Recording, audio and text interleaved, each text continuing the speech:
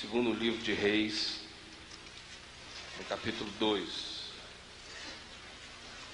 Segundo livro de Reis, capítulo 2, do verso 19 ao verso 22. Na primeira noite nós falamos sobre o que significa ser sal da terra. No dia seguinte, pela manhã, na quarta-feira, nós falamos sobre que tipo de mente a gente precisa ter, que tipo de postura e que tipo de resposta a gente precisa dar à vida para que possamos efetivamente ter o poder de penetrar os ambientes diferentes e levar gosto para o desgosto dessa vida. Foi quando nós fizemos aquela comparação entre Jonas e Paulo e as duas viagens. Hoje de manhã, ainda na sequência, eu quero falar sobre como é que estrategicamente nós podemos ser sal de Deus nas fontes de morte deste mundo. E quais são essas fontes e como penetrá-las de tal maneira que delas a vida comece a jorrar e não morte. Nós vamos ler aqui em 2 Reis, capítulo 2, do verso 19 em diante, que diz assim: Os homens da cidade disseram a Eliseu: Eis que é bem situada esta cidade, como vê o meu senhor. Porém as águas são más, e a terra é estéril. Ele disse: Trazei-me um prato novo, e ponde nele sal, e lhe trouxeram. Então saiu ele ao manancial das águas, e deitou sal nele, e disse: Assim diz o Senhor, tornei saudáveis a estas águas, e já não procederá daí morte nem esterilidade. Ficaram, pois, saudáveis aquelas águas até o dia de hoje, segundo a palavra que Eliseu havia dito. Amém. Podem assentar-se.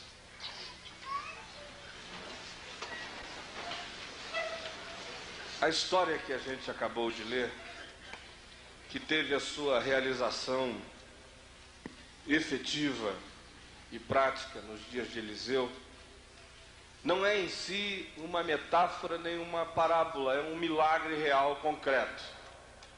A palavra de Deus nos dá conta de que após o arrebatamento de Elias, quando Eliseu assume a liderança espiritual profética daquela geração, o que acontece é que ele colocou a sua base de operações ali nas imediações de Jericó. E os homens da cidade vêm a ele, são amigos dele, e lhe dizem o seguinte: olha, a terra é boa, a cidade é bem situada, é ótima, ela é estrategicamente falando perfeita. Nós temos aqui palmeiras, nós temos oásis, o deserto nos cerca, mas a cidade é plana e a vida é possível, não for o fato de que as águas da cidade são venenosas, são amargas, são radicalmente salobras. Essas águas, nem nós podemos nos servir delas, um manancial improdutível, um manancial que gera morte, não gera vida. E nem podemos usar a água sequer para regar as nossas plantações, porque ela vem carregada de conteúdos e de teores tão minerais, tão densos, que ela vai esterilizando tudo onde ela chega. De modo que é um grande desperdício a gente ter o que tem, o lugar que possuímos, a cidade que construímos, toda a ambiência que favorece a vida, mas essas fontes de água não só não nos servem para nada, como prejudicam a própria saúde da terra, porque elas tornam estéreis todos os ambientes aonde elas tocam. Aí Eliseu pensa naquilo e diz o seguinte: por que vocês não me trazem um prato novo e ponham sal no prato? E aí trazem o prato com sal, e Eliseu apanha aquele sal e vai até as fontes das águas, e vocês imaginem a cidade inteira indo com ele. todos os homens, as mulheres, as crianças. Lá vai Eliseu naquele ritual de fé, andando até a fonte do manancial das águas, e quando ele chega ali, ele olha para o Senhor, olha para o povo e lhes diz: assim diz o Senhor, tornei saudáveis estas águas amargas, e delas já não procederão nem morte, nem esterilidade. Joga o sal no manancial das águas. E o registro bíblico, feito anos depois, diz: e as águas se tornaram saudáveis daqueles dias até ao dia de hoje.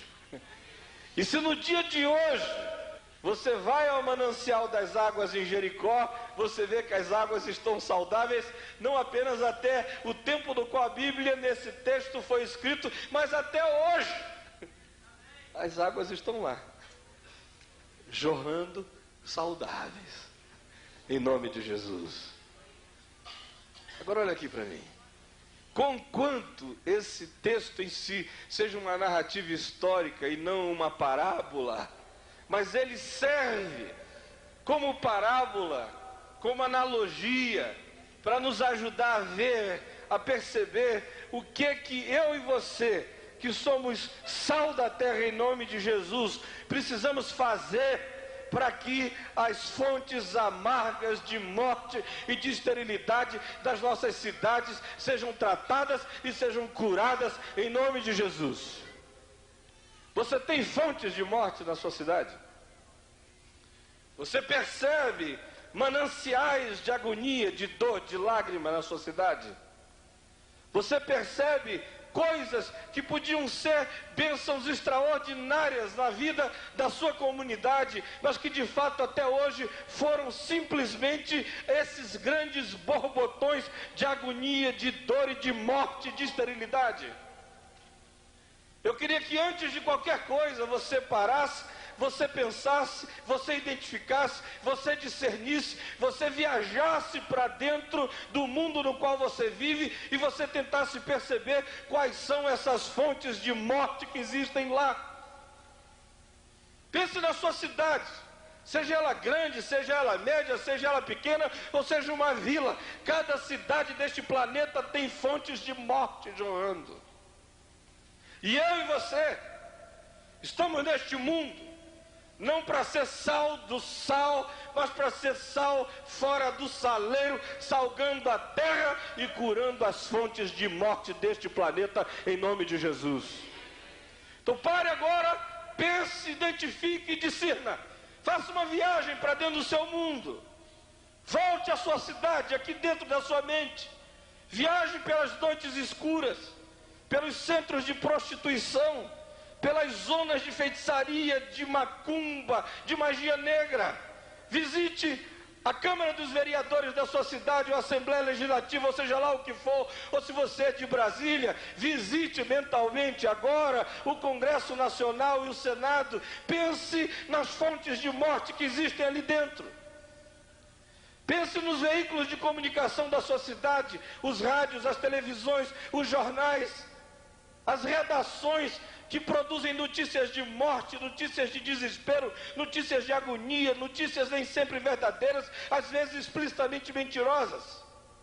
Pense nas igrejas mortas, pense nos pastores mesquinhos, pense em lideranças que não lideram coisa alguma, pastores que só apacentam a si mesmos e a mais ninguém. Pense na incapacidade que as pessoas têm de enxergarem projeto e missão pela qual elas possam viver e possam morrer. Pense agora na desgraça que se abate sobre as famílias, os maridos esmagando a cara das suas mulheres, as mulheres geladas, indiferentes, os filhos machucados e feridos e maltratados. Pense todas essas fontes de agonia que estão espalhadas por aí. Pense no sistema financeiro perverso, que não só rouba, mas ensina uma pedagogia de morte, que continua todo um processo de opressão, onde os mais fortes vão pisando avassaladoramente sobre os mais fracos, achatando-os como baratas no caminho. favelas, pense nos que moram embaixo da ponte, pense nas crianças que têm vermes e lombrigas e solitárias maiores do que os seus próprios intestinos dentro delas mesmas. Pense nas fontes da morte em volta de você. E se você fez essa viagem, agora pergunte: o que, meu Deus, que tu queres que eu faça quando eu sair daqui, voltando para minha vila, para minha cidade, para o meu estado, voltando para a vida, voltando para o meu negócio, voltando para a minha rua, voltando para o meu trabalho, voltando para a minha casa, voltando para a minha igreja? O que é que tu queres que eu seja? O que é que tu queres que eu faça?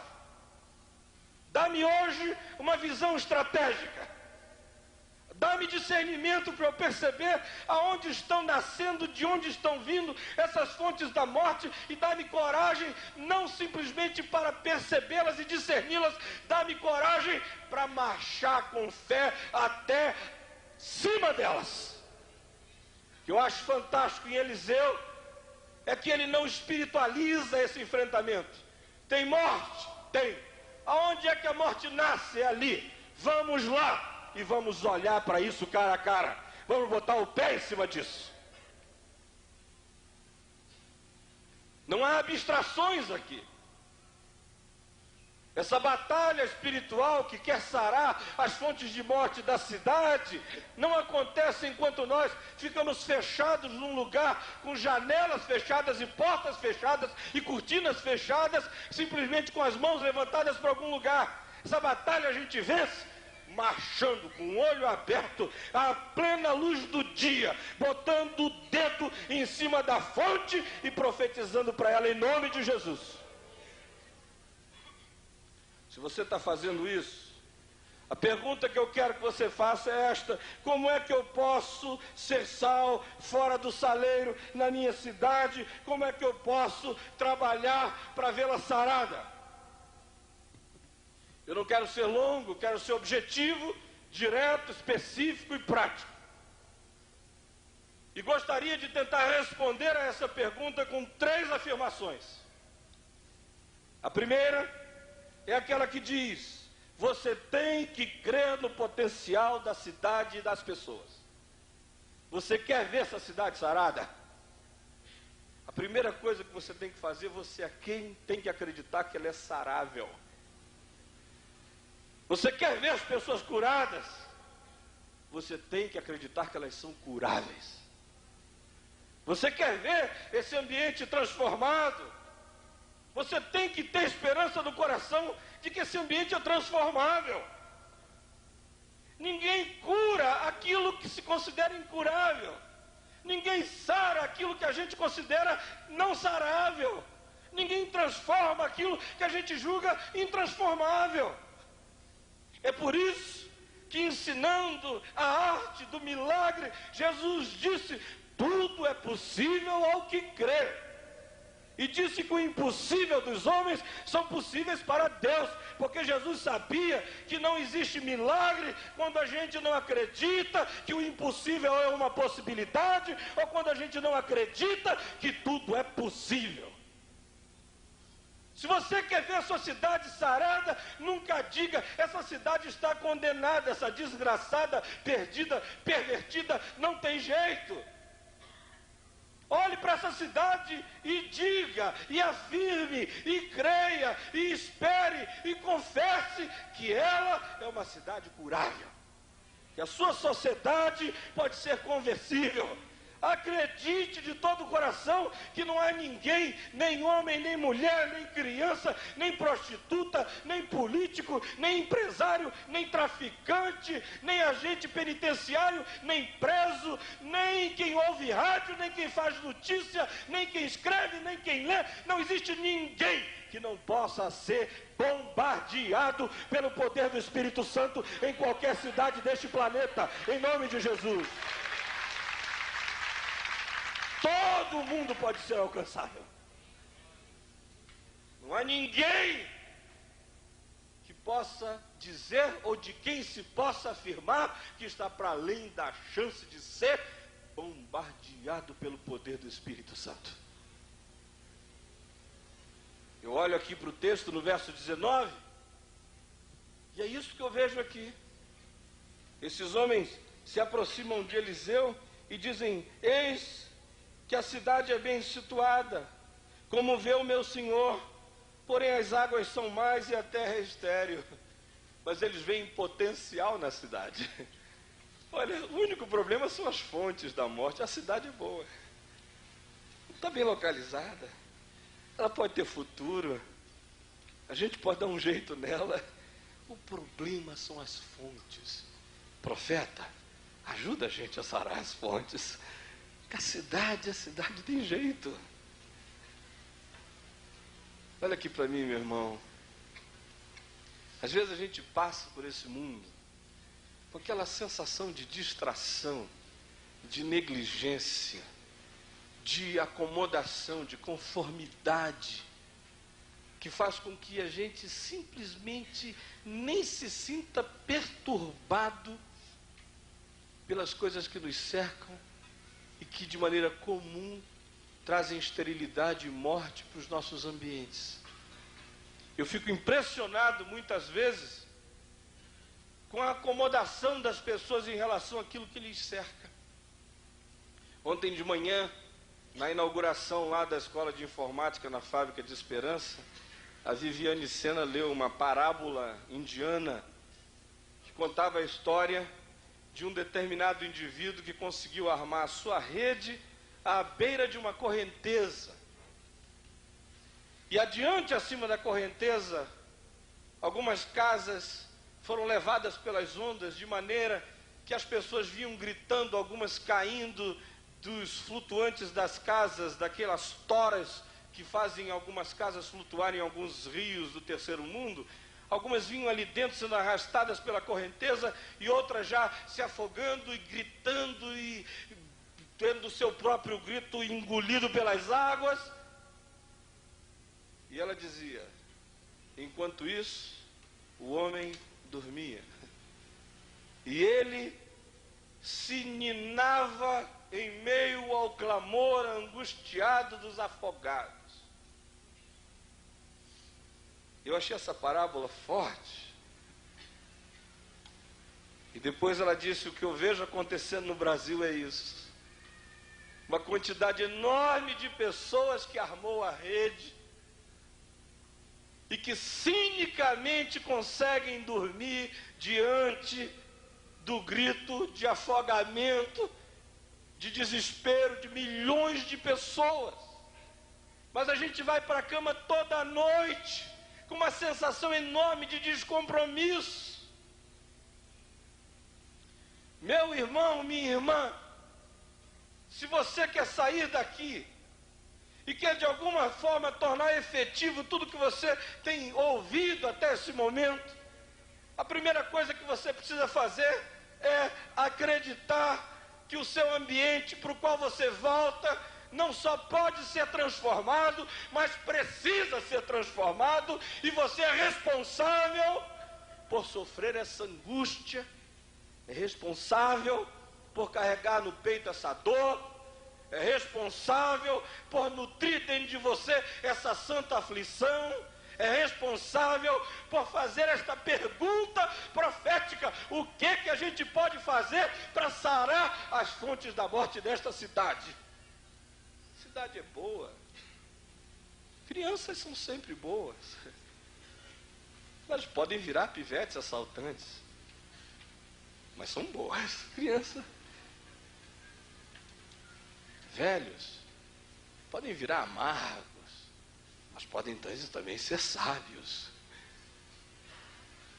Meninas de corpos bonitos podem virar prostitutas, mas também podem ser bailarinas que inspiram arte nos nossos teatros. Não existe nada radicalmente mal neste mundo, existem coisas que se tornam mais pela ação da morte. O que você precisa, meu irmão, é olhar e dizer: eu vejo potencial. Se Jesus entra nisso aqui, se o Evangelho entra aqui, não há nada que não possa ser mudado das entranhas para fora, dos intestinos para a luz, em nome de Jesus. Nada, nada. Então, ao invés de assumir esse fatalismo evangélico que às vezes nos assola, ao invés de ficar torcendo contra, ao invés de apocalipticamente dizer está simplesmente destinado para o fogo e cruzar os braços, ao invés de torcer pelas pestes e malignidades que atingem o planeta, ao invés de sucumbir ao pessimismo radical que imobiliza a gente, que afasta a gente do amor de Deus e da compaixão para com o próximo e desse senso de utilidade no mundo e na história, ao invés de ser vítima desse buraco negro que engole as esperanças da gente e a fé da gente, você vai fazer o contrário. Você vai chegar e vai dizer, a cidade é boa. Tem muita morte aqui, mas é para isso que eu estou aqui. Afinal, eu sou o sal da terra e luz do mundo. Em nome de Jesus.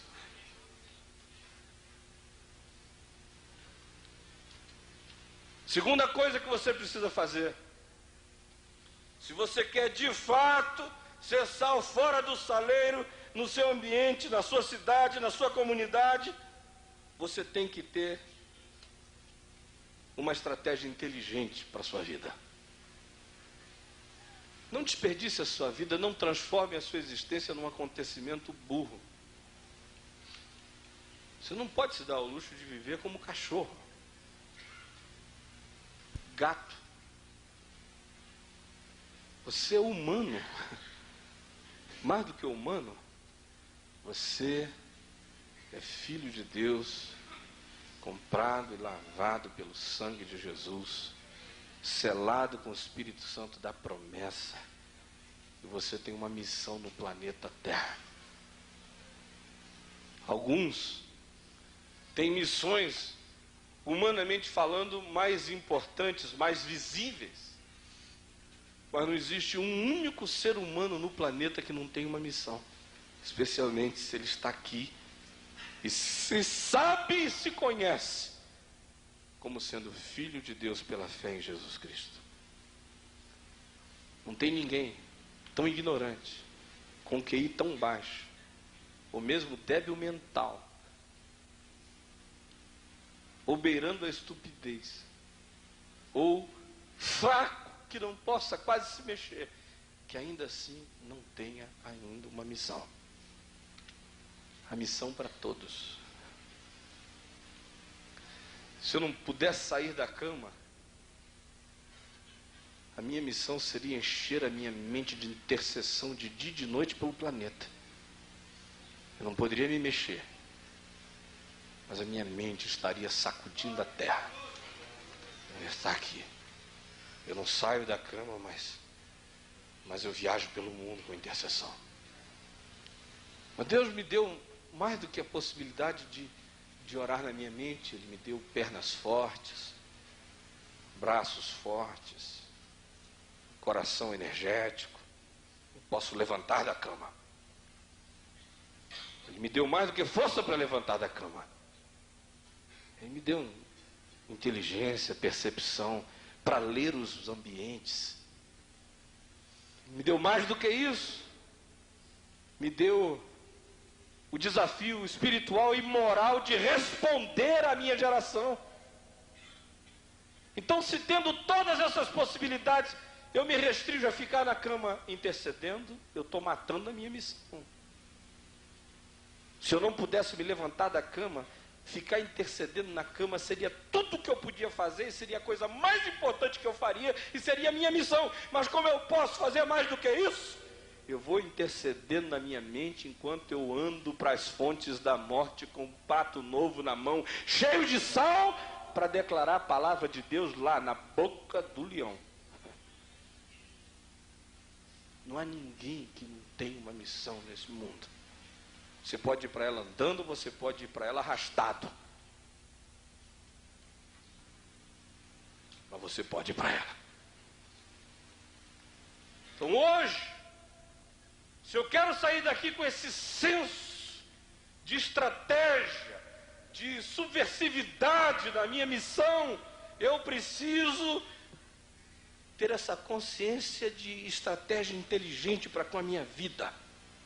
Diz aqui os versos 20 e 21, que uma vez que Eliseu ouve o que ouve, ele diz: trazei-me um prato novo e ponde nele sal, e lhe o trouxeram. Então saiu ele ao manancial das águas e deitou sal nele. Ele disse: eu não vou ficar jogando sal na beira do rio. Se as águas estão doentes e essas águas nascem aqui, vamos jogar sal nas fontes. Sabe o que eu vejo todo dia? A gente jogando sal à beça no meio do rio. Toda hora eu vejo. No meio do rio. Vai lá e joga o sal. Obrigado. Vai lá e joga sal no meio do rio. Vai lá e joga sal no meio do rio. O rio vai levando sal, levando sal. A gente não tem inteligência de dizer onde é que esse rio nasce. Não adianta você brigar contra o jornal O Globo. Quem é que é o dono desse negócio? Ah, é o Dr. Roberto Marinho. Quem é o que toma conta disso? Ah, é o segundo filho dele. Então vamos conhecer esse homem. Ele é que é a fonte. Para que eu vou brigar com o jornaleiro? Com quem carrega jornal? Com o pessoal da gráfica? Eu vou lá falar com o dono. E vou jogar sal na fonte. Aí você chega lá. E conversa com esse rapaz. Aí você descobre que ele tem 35 anos de idade. Você descobre que ele é humanamente falando sensível. Você descobre conversando que ele precisa de oração. E você, depois de um tempo, sugere orar por ele. Ele diz: por favor, ore por mim que eu preciso muito. Aí você ora por ele. E aí ele começa a querer conversar com você de vez em quando. E você vai e conversa. E agora, quando saíram com esse espetáculo Decadência, ele me telefona e diz: eu quero te pedir perdão. Eu já chamei o Boni, passei-lhe uma descompostura de cima a baixo. E eu estou marcando um almoço entre eu, você e ele na semana que vem, porque eu quero uma retratação desse negócio. Não adianta.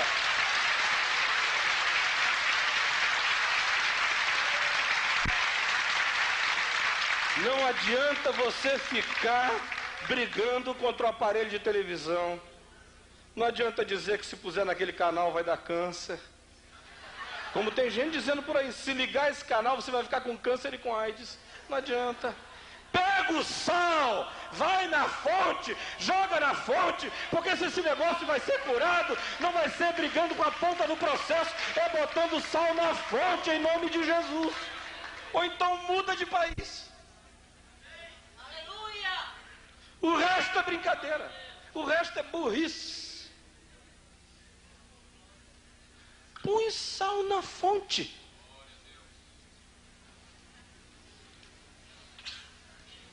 Não adianta ficar reclamando que as leis do país são injustas. Ou você se candidata para escrever novas leis, ou você vai fazer lobby de Jesus lá dentro. E na hora que esse pessoal for escrever porcaria, entra de sola e começa a obrigar a escrever leis justas.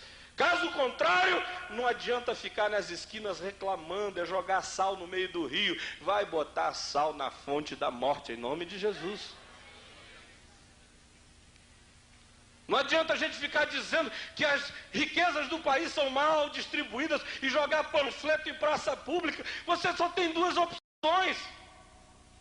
Ou você entra na luta para descobrir aonde é que estão os mecanismos em função dos quais as despesas são distribuídas no Brasil e você tenta começar a alterar esses mecanismos, ou você mesmo vai se tornar alguém que produz riqueza e você vai dar uma destinação diferente às suas.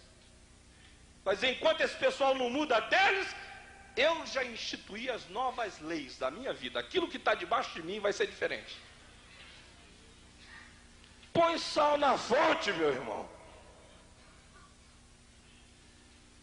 Não adianta você ficar simplesmente reclamando que tem meninos e meninas cheirando pó, fumando maconha e crack nas ruas da cidade, porque não vai mudar nada.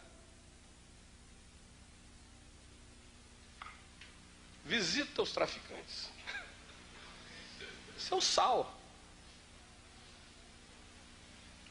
Vai lá na fonte da morte e joga sal em cima. Tchau.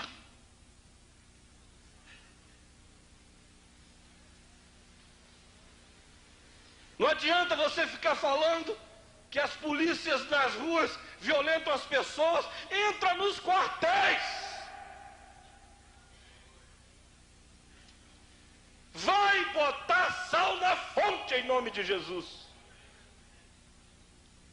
Eu e você precisamos ter uma visão estratégica do que a gente vai fazer com as nossas próprias vidas e com o recurso que o Espírito Santo colocou nas nossas mãos. Nós temos fontes de todo tipo em volta de nós. Nós temos fontes geográficas, que são aquelas localidades que se transformaram em emanações de espiritualidade. Você está me entendendo? Outro dia tinha um prédio para vender no centro do Rio. Muito barato. Barato por ser no centro do Rio. Muito dinheiro para comprar o barato. Mas muito barato em relação ao preço que ele poderia ter. Aí eu fiquei sabendo e tentei comprar o prédio. Tentamos levantar um empréstimo na Europa para a gente comprar aquele prédio e pagar em 15 anos. Não conseguimos até aqui. Mas se eu tivesse conseguido dinheiro, eu teria comprado aquele prédio. Sabe por quê? Além de que ele é um prédio maravilhoso, dava para pôr tudo que a Vinde está fazendo lá para os próximos 20 anos. Mas ele estava barato daquele jeito, porque na calçada dele aconteceu a matança dos menores da Candelária. Aí ninguém quer comprar o prédio, porque o prédio virou um prédio fantasma. E o valor dele, de 8 milhões de dólares, caiu para 3. E se a gente oferecesse 2,5, levava. Maravilhoso, em nome de Jesus.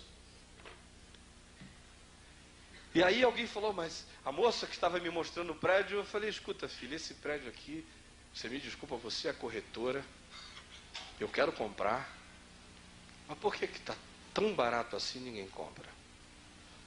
Aí ela ficou sem graça. Primeiro, isso não é pergunta de comprador, isso é pergunta de otário, né? O comprador chega e diz assim, não, está caro demais, faz aquela onda toda. Eu não sou desse tipo, eu gosto de ser otário. Eu cheguei e falei, poxa filha, está realmente muito barato. Porque ela não podia fazer mais nada, ela não podia chegar e dizer, então agora é 4. Já tinha um preço e estava bom, estava justo, estava menos que justo. Aí ela falou, não é porque ninguém tem coragem, reverendo. Aqui na porta mataram aqueles meninos. Eu falei, eu estou no negócio de comprar tragédia.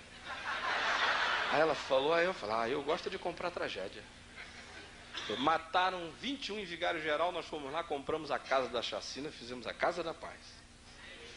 Aí uma fábrica pegou fogo em Acari, o Parazão matou não sei quantos e jogou no portão da fábrica, a gente foi lá, transformou a fábrica em Fábrica de Esperança. E agora que maravilha!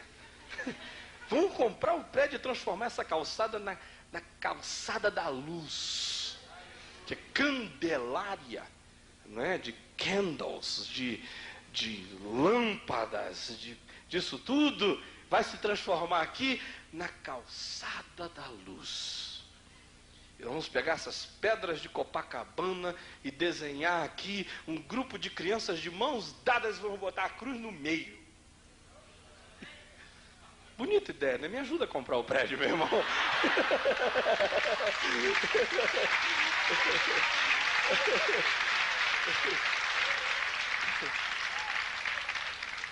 Você tem que ter consciência de marketing também para jogar o sal na fonte. Certas geografias falam por si mesmas. É por isso que até Deus, na hora de morrer, morreu num lugar bom. Calvário, não tinha lugar mais significativo para morrer do que esse, lugar da caveira. Não é?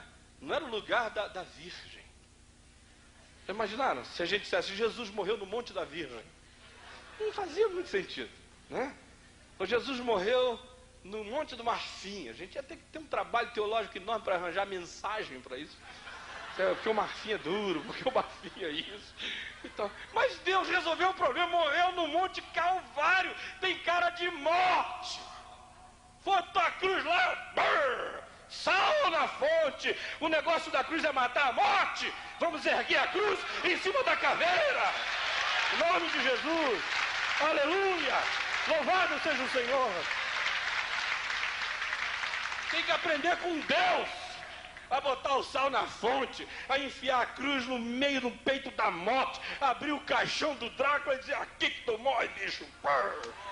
Em nome de Jesus. Então você tem que chegar na sua cidade e descobrir onde estão essas geografias que estão emanando vida e morte. Ponha o sal lá. Essas fontes também emanam de referenciais, ou seja, às vezes são geografias, às vezes são pessoas, que são aqueles que encarnam o espírito da cidade, o espírito da sua geração, o espírito do seu tempo.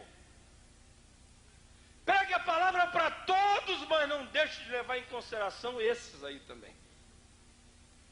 O evangelho tem que ser pregado a todos, a grandes e a pequenos.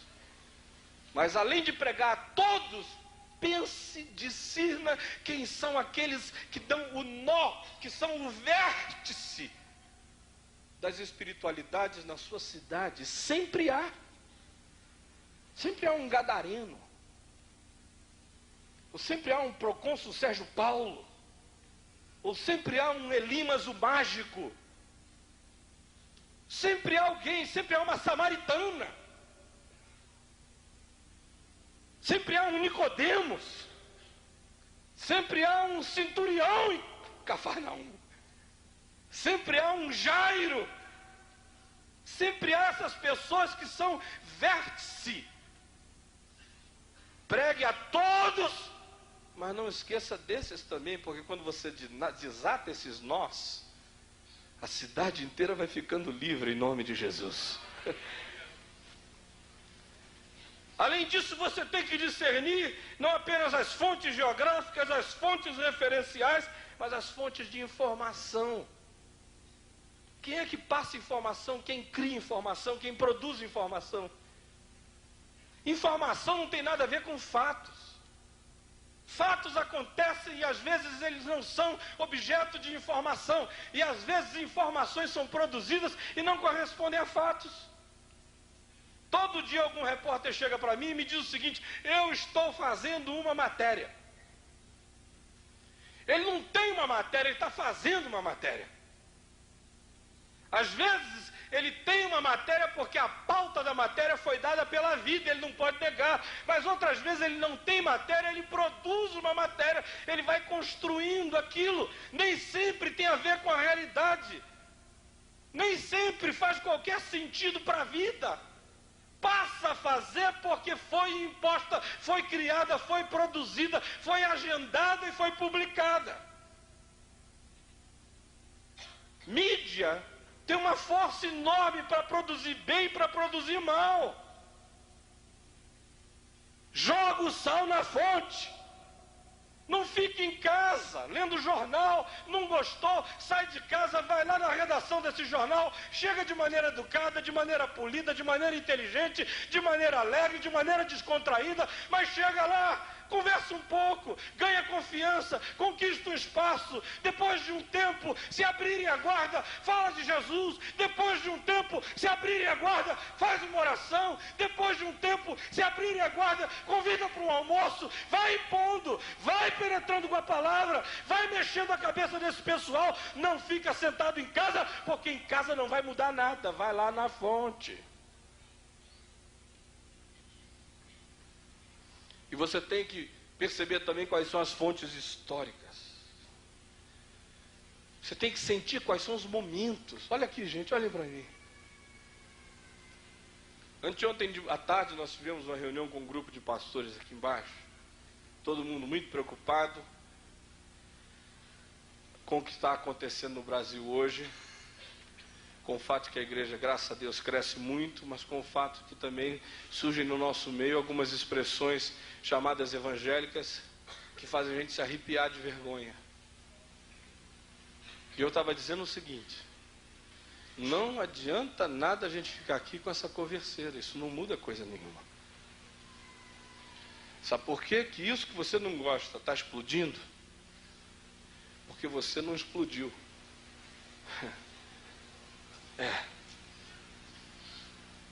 Eu não recebi um chamado de Deus para fundar uma denominação. Meu chamado é para evangelizar e para ter um ministério intra e supra-denominacional. Mas se de algum momento, em alguma hora, Deus mudasse meu coração e dissesse: você vai começar uma igreja nesse país, quero te dizer que eu tenho convicção de que quem chegar hoje com boas intenções ou com mais intenções vai fundar a igreja que quiser nesse país. E ela vai crescer. Sabe por quê? Porque os campos estão brancos para a ceifa. Qualquer um. As pessoas estão com fome, gente. Ninguém pode mudar os tempos nem as horas. Quando o tempo da ceifa chega, ou a gente ceifa, ou o vento vai espalhar as sementes, e elas não vão ser carregadas para o seu celeiro, vão cair de maduras e ninguém vai lucrar com isso. O que eu estou vendo no nosso país nesta hora é isto: os campos brancos, brancos, brancos, e quem está indo com boas intenções ou com mais intenções ou nem tanto, mas quem está indo e indo mesmo, está pegando. Não adianta você ficar aí com acessos de moralidade e de ética, sofrendo no sofá da sua casa, lendo jornais que trazem notícias estapafúrdias e vendo na televisão novelas que denigrem a imagem do Evangelho. Isso não adianta nada, nem adianta fazer carta. O que adianta é você sair daí à luta e dizer: eu vou, em nome de Jesus, começar a colher esse fruto, porque o campo está maduro, e eu vou, em nome de Jesus, mostrar uma outra referência de como é que a gente ajunta esse trigo, não para comê-lo, mas ajunta esse trigo para a glória de Deus no celeiro de Deus. Nesse momento de hoje, tanto faz ser profeta ou ser falso profeta, ser homem de Deus ou ser enganador, quem chegar sacudindo vai levar, porque o trigo está aí.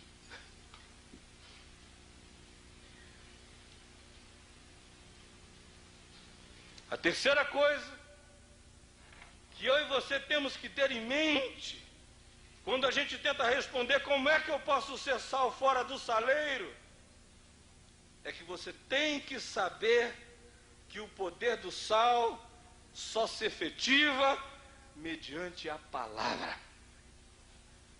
O poder do sal só se efetiva mediante a palavra. Eliseu pega o prato novo, o sal no prato, ele vai à fonte, ele joga o sal na fonte e ele volta para casa? Não. Ele fala a palavra. O que é que ele diz? Assim diz o Senhor: tornei saudáveis as águas amargas, e de ti já não procederá nem morte, nem esterilidade. Aleluia. Em nome de Jesus, louvado seja o Senhor.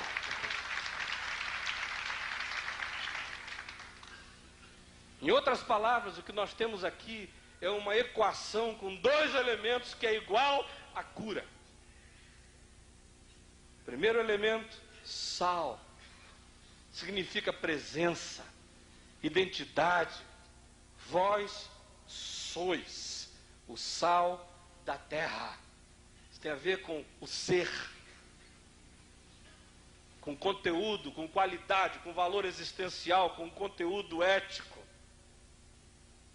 com alguma coisa que existe, que é. vós sois. Agora a segunda tem a ver com o testemunho, com a palavra. De um lado eu tenho uma presença genuína, sal. Do outro lado eu tenho um testemunho explícito, a palavra. Toda hora eu vejo gente que tem palavra e não tem sal. Outras vezes eu vejo gente que tem sal, mas não tem palavra.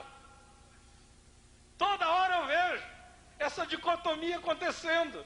Gente santa, gente boa, gente justa, gente limpa, gente sadia que não prega. E gente impura, gente torta, gente esquisita, gente doente, gente safada que prega. Conclusão: os que pregam sem sal reúnem muitos, mas não curam nada. E os que apenas levam sal e não pregam, impressionam muito e não salvam ninguém. O que a gente precisa é ter sal e ter palavra. O que a gente precisa é de presença e testemunho. O que a gente tem que ter é a realidade que é e a mensagem que afirma aquela salvação que vem de Jesus. Joga o sal e declara a palavra em nome do Senhor Jesus. Ser sal sem palavra é um projeto bonitinho, impressionante, mas que não salva. A pregação sem o sal é chocante, mas não transforma. Meu irmão, minha irmã, joga sal e fala a palavra da vida sobre as fontes da morte, em nome de Jesus, e aí elas serão curadas para a glória de Jesus. A gente pode fazer as coisas crescerem sem Deus e sem a palavra. A gente pode ter influência sem Deus e sem a palavra, mas a gente só pode curar e ver a cura acontecendo se a palavra e se a presença genuína andarem juntas em nome de Jesus. Tome a decisão de que a sua inocênciazinha missiológica vai ficar aqui e que você vai sair daqui com esse senso de estratégia e de inteligência espiritual para ir marchar para as fontes, para curá-las e sará-las em nome de Jesus. Amém? Amém mesmo?